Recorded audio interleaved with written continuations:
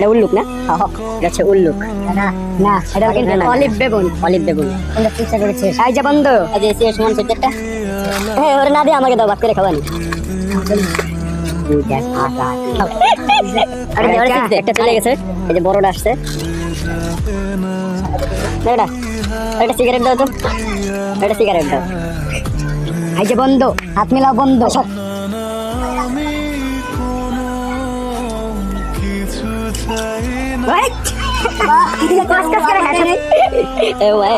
লোকজন দেখে রাগ করবে, ভিতরে দোকান